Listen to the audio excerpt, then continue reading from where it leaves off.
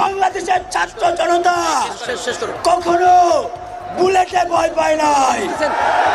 যেই বাংলাদেশ বুলেটে ভয় পায় নাই, সেই বাংলাদেশকে ষড়যন্ত্র দিয়ে রুখে দিতে পারবে না। আমার ভাইদের যারা খুন করেছে, আমার ভাইদের যারা হত্যা করেছে, আমার ভাইদের যারা শহীদ করেছে, তাদের চুল পরিমাণ ছাড়তে হবে না।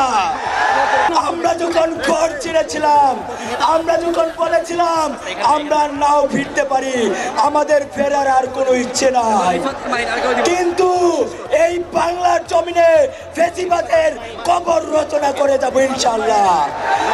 দেখতে পাচ্ছি মুজিববাদী সংবিধান এখনো বহাল রয়েছে।